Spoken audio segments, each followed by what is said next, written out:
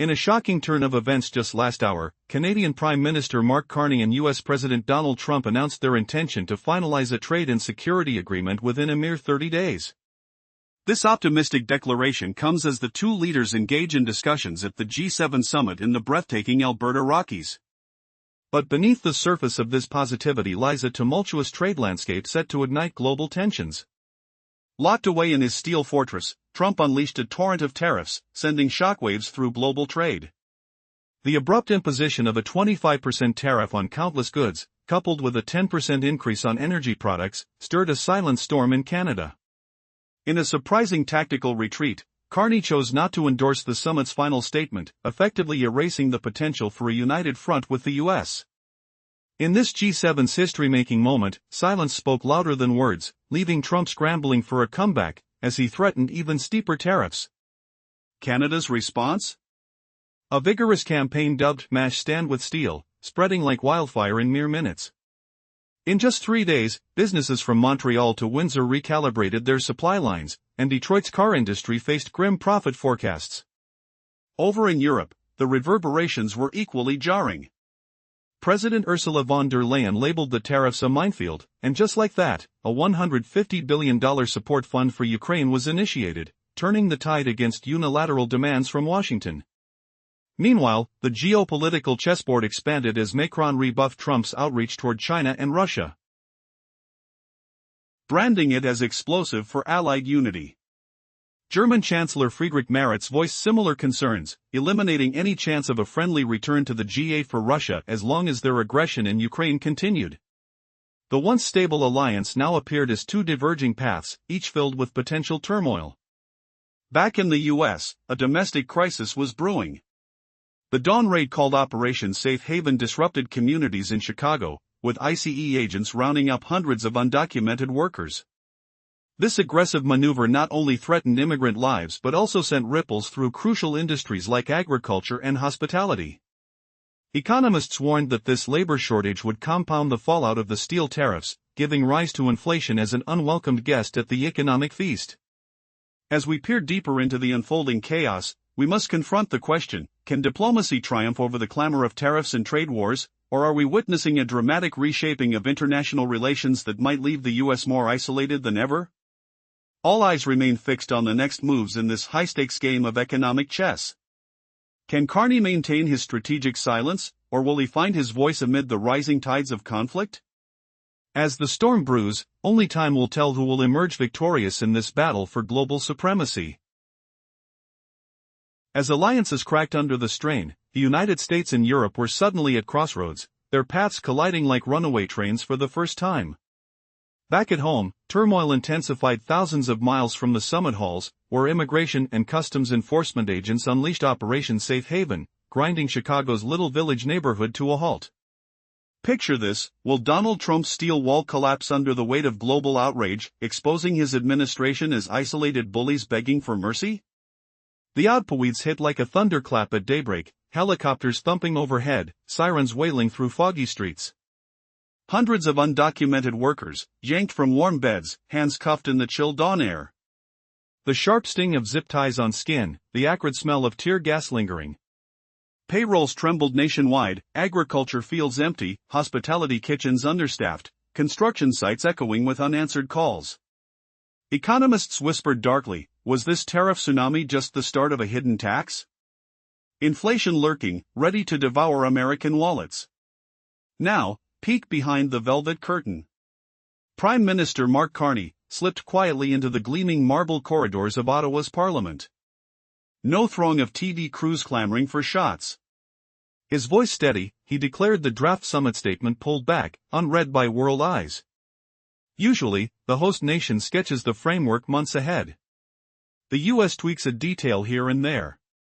Japan scribbles notes on metric conversions. Germany demands no passive verbs dangling at paragraph ends. Then, the grand signing ceremony. Flashes popping like fireworks. Carney flipped the script entirely. No text scribbled. No smiles for the cameras. No hands shaken tightly. No signatures scrawled, unless Washington lifted those choking tariffs. In the chess game of diplomacy, his silence roared louder than any shouted rebuke. Canada muted its tone on the throbbing trade floor, only to seize the giant megaphone. Gone were the Biden years' vague Atlantic choruses or Obama's Asian pivot chants. Trump's era ground noisily, like rusty gears clashing. Echoes of 2018's steel clash reverberated, but sharper this time, armed with punishing levies. When that crushing 25% tariff banged in, Toronto's stock exchange plummeted over 8 points in 2 frantic days. Half the drop? Pure panic, hearts pounding in boardrooms. Half? Raw materials spiking, cold metal prices gnawing into profits. Shifts slashed overnight at 3 hulking Ontario foundries. Workers huddled outside union halls, voices tense, 2 weeks, or 6 months of hell. Even a conservative premier, seemingly Carney's foe, greenlit Ottawa's sharp retaliatory blitz. The counter-strike? Brutally straightforward. American whiskey barred, its smoky barrels untouched. Harley-Davidson bikes revving idle in showrooms. Juicy Georgia peaches rotting unsold. Tender Nebraska beef cooling in cold trucks. Chip supplies tangled in red tape, all slapped with tariffs soaring from 25 to 40%. A historic break for Canada, old NAFTA habits shattered, no exemptions for allied goods. The EU watched, then pounced, its leaders sharpening blades for the real battle ahead. Would Trump's bravado humiliate him, forcing him to beg for the photo op he dumped? The summit halls hummed with whispers of isolation, but who would crack first, the lone cowboy or the encircling pack? In the tense aftermath of a tariff announcement, workers at foundries in Ontario gathered anxiously outside their union office. Is this just a 2-week delay or a 6-month shutdown, they wondered, uncertainty etched on their faces. Despite his previous opposition to Prime Minister Mark Carney, even the conservative provincial premier backed Ottawa's retaliatory strategy. The plan was straightforward yet powerful. The strategy targeted American goods with hefty tariffs ranging between 25% and 40%. This move marked a historic break from Canada's usual reliance on NAFTA, as traditional exemptions for allies were set aside. Meanwhile, Europe was not merely a sideline observer. When Ursula von der Leyen took the stage in Alberta, she discarded her talking points. Tariffs or taxes, she began, asserting that these costs ultimately burden the everyday consumer. She unveiled a bold 5-point proposal that could reshape the summit's very foundation, a $50 billion boost for the European Chip Act, direct procurement of critical minerals from the Congo and Gabon, a new $150 billion financial package for Ukraine, completion of the EU-Canada Green Hydrogen Corridor by 2030, and the establishment of an electric vehicle battery hub in Northern Europe. This initiative was more than a policy shift, it was a declaration of independence from American trade dominance. Emmanuel Macron seized the moment, mocking Trump's whimsical idea of purchasing Greenland. Meanwhile, German Chancellor Friedrich Merz sternly stated that if Russia did not halt its advances in Luhansk, it would remain excluded from future dialogues and NATO summits. Why did Mark Carney opt for such a strategy of silence?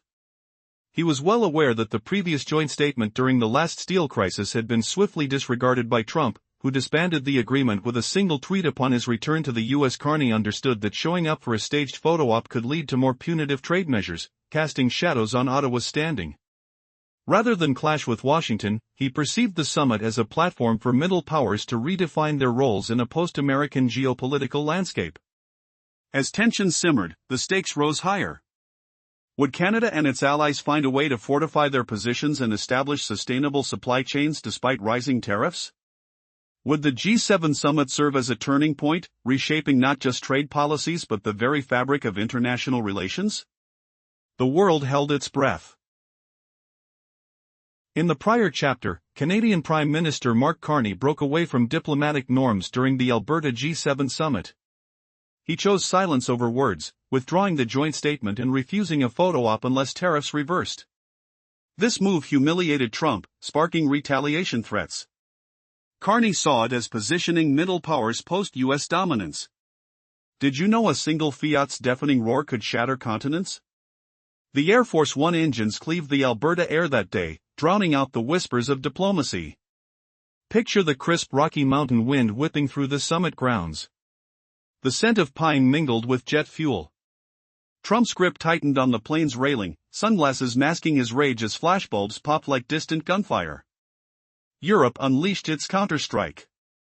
Ursula von der Leyen, voice echoing in the Aurora-lit hall, unveiled the Ukraine Fund, a colossal €150 billion for semiconductors, rare earths from Congo and Gabon, and an electric car hub in Northern Europe. Was this defiance or a dagger to America's trade empire? Rhetorical questions rattled the air. Could the EU mobilize sans Washington's wallet, crippling the global economy? Japan hurled its grievance at the World Trade Organization, steel sparks flying in the WTO acronym. Mexico sharpened its lawsuit blade, evading dual tariff exile and asylum talks. India, as a guest, signaled approval for the EU-Canada Mineral Pact, its gestures like a smug wink at isolation. America throned the center chair. But the table's edge reformed, shifting loyalties with tectonic tremors. Order was fracturing, alliances mutating. ICE agents struck sans mercy at dawn in Chicago's little village Operation Safe Haven's Iron Fist. Boots thudded on cracked sidewalks, sirens wailing as hundreds vanished into buses, the air thick with fear and diesel fumes. No guilt checks, just raw deportation power. The blitz fueled Trump's bravado, the epic purge launching. Yet business fell forecasts, labor voids inflating costs from farms to kitchens. Moody's and Fitch slashed growth by 1.5 points, the tariff steel sting amplified by migration mayhem. Amid Alberta's chaos, the protocol office battled silently. No family photo graced the finale, Carney's condition unyielding. After 4 bilateral clashes, the U.S. trade rep fled sans accord. Trump stormed Air Force One, declaring flight to Washington for signatures. Engines roared to life, sun glinting off wings. Reuters and AP scribes scrambled, capturing his solitary wave from steps, shades obscuring defeat. For the first time, the summit evaporated and signed, unphotographed, avoid echoing betrayal. What unforeseen storm brews next? As economic winds howl louder, will national boundaries buckle? In a stunning turn of events, the air was thick with tension at the G7 summit in Alberta as the aftermath of an unexpected trade shock rippled through global markets. Just as Prime Minister Mark Carney and President Donald Trump spoke of a potential trade alliance, whispers of a brewing crisis overwhelmed the optimism. With President Trump nestled in his steel fortress, Canada found itself cornered by the threat of a staggering 25% tariffs on all goods, sparking the question, could the trade war unleash chaos or spare the U.S. economy entirely? From the very moment tariffs were announced, alarm bells rang throughout various sectors. The restaurant kitchens of California were hit hard. As the labor force thinned, the scent of unharvested almonds filled the air, a bitter reminder of lost productivity. In New Jersey, the clatter of boxes and engines in logistics warehouses fell silent as shifting schedules crumbled under urgency. Meanwhile, in the oil fields of Texas, contracts piled high while maintenance crews dwindled. The implications were dire, leading to inflation that seeped into every consumer's wallet. While the business world clamored about labor shortages, high-stakes negotiations unfolded beyond borders. The financial giants, Moody's and Fitch, noted the rising storm as immigration waves collided with supply chain disruptions, prompting a horrifying drop in U.S. growth forecasts by 1.5 points. Yet, in the corridors of power, the White House's response was oddly muted. Silence enveloped the press briefing room, leaving economic theories hanging unanswered amidst the mounting chaos. Outside, nations maneuvered like pawns in a high-stakes game. The stakes were agonizingly clear. Would they align with Trump's emerging vision, or forge a pathway independent of his influence? As Canada maintained its quiet resolve, the EU crescendoed, making it loud and clear that it would not be silenced. Meanwhile, Japan rushed to the WTO, and Mexico plotted a legal strategy of its own to fend off potential adversity. The winds of change were undeniable. The G7 didn't dissolve, but it began to transform. Once a choir harmonized under the strict guidelines of Washington, it now resembled a disarrayed orchestra, with Europe, Canada, and Japan linking trade corridors. They were devising Plan B, a roadmap for fiscal resilience without the U.S., rewriting alliances with each strategic move. As the Alberta G7 summit concluded, the consequences of this turbulent chapter rippled through diplomatic channels. Now, the world was left to ponder, could a divided orchestra find a cohesive melody in a multipolar future? Or would the fading echoes of silence remain? The stage was set for a dramatic shift, as the shadows of uncertainty loomed large over the global economy. In a world where diplomacy hangs by a thread, the Alberta Summit of 2025 stands as a pivotal moment.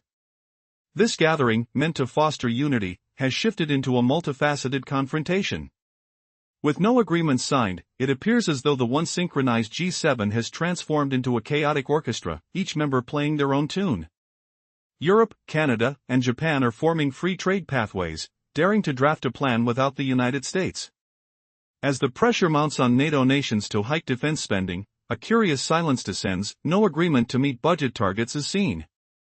Carney's choice to remain silent in front of the cameras has proven to be louder than any tariff threat from Trump.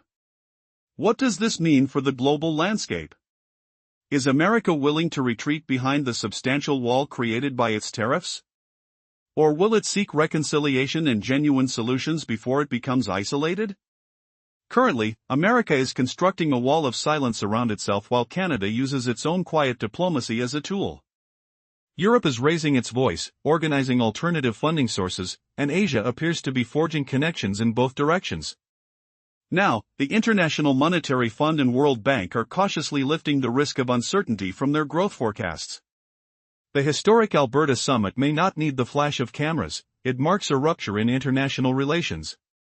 Should the trend of escalating tariffs continue without a strategic overhaul, future summits may struggle to find a willing host among those who wish to perpetuate the G7. This hints at a broader shift where the sounds of steel manufacturing could become significant, overshadowing the quiet of diplomacy. Without tangible solutions in sight, markets will continue to reflect this diplomatic void through rising steel prices and fluctuating exchange rates, crafting a narrative that echoes the growing divide in global power.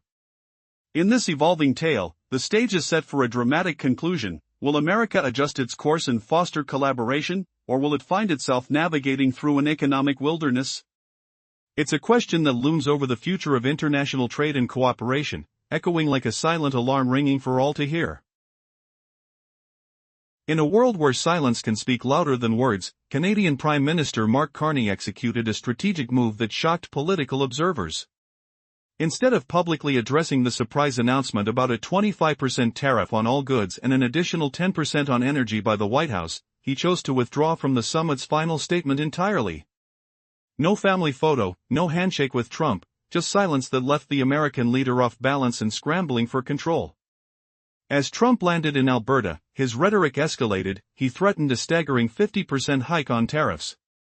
In a swift and bold response, Canada initiated the "Mash Stand with Steel" campaign, igniting passion and unity across the nation. Within just 3 days, shop owners from Montreal to Windsor recalibrated pricing on raw materials, forcing Detroit's automotive sector to reassess its profit forecasts for the coming quarter. Meanwhile, a storm was brewing across the Atlantic. Ursula von der Leyen, the president of the European Commission, characterized the new tariffs as a perilous minefield for the world economy. In a dramatic unveiling, she announced a massive $150 billion Ukraine Solidarity Fund, aimed at critical minerals and green industry support. The message was unmistakable: if Washington persistently pursued unilateral actions, Europe would strategically leverage its market size to counterbalance. France added fuel to the fire, directly criticizing Trump's audacious proposal to expand the G7 to include China and Russia, calling it dynamite that could rupture Allied unity. German Chancellor Friedrich Merz firmly echoed this sentiment, declaring there could be no place for Moscow while its troops continued to assault Ukraine. The traditional transatlantic alliance was no longer a set of parallel paths but now appeared as two diverging tracks. As tensions escalated on the global stage, domestic issues complicated matters further. Thousands of miles from these elite discussions, ICE agents executed Operation Safe Haven, capturing hundreds of undocumented immigrants in dawn raids throughout Chicago's Little Village neighborhood. This dramatic crackdown created waves of uncertainty, shaking the agricultural, hospitality, and construction sectors. Employers were left grappling with labor shortages, an upheaval that economists warned would inevitably fuel inflation, creating a hidden tax on consumers. The delicate fabric of the economy was fraying at the seams, But what would be the next move in this high-stakes game of global diplomacy? Underneath the calm facade of diplomacy, a storm was brewing. Prime Minister Mark Carney, faced with escalating tariffs from the White House, chose silence instead of outrage. He decided not to sign the final summit statement, cancelled the customary family photo, and erased last-minute handshakes with President Trump. This unprecedented move sent shockwaves through the G7, thrusting the U.S. president into a defensive position at the summit. As Trump landed in Alberta, his fury boiled over. He threatened to escalate tariffs to an eye-watering 50%. In retaliation, Canada rolled out its viral Mash Stand with Steel campaign, which took social media by storm within minutes. Across the country, from Montreal to Windsor, manufacturers hastily adjusted supply chains, forcing Detroit's automotive sector to confront grim forecasts and sluggish profits in just 3 days. The proverbial echoes of this conflict resonated even across the Atlantic. On the global stage, European Commission President Ursula von der Leyen labeled the tariffs as a perilous minefield for the global economy during private discussions. Moments later, she unveiled a staggering $150 billion Ukraine Solidarity Fund to support critical minerals and green industry initiatives. The EU's message was unmistakable: if the US persisted in its unilateral approach, it would feel the weight of Europe's immense market power. French President Macron ignited another controversy, denouncing Trump's proposal to include China and Russia in a rebranded G9 as a bomb set to explode the bedrock of Allied values. German Chancellor Friedrich Merz echoed a similar sentiment, insisting, "I cannot offer a seat to a Moscow that continues its aggression in Ukraine." This dialogue laid bare a new reality: US-Europe relations were evolving from parallel into intersecting paths. Meanwhile, far from the summit, chaos erupted. The US launched Operation Safe Haven, where ICE agents swept through Chicago's Little Village, detaining hundreds of undocumented immigrants in a dawn raid.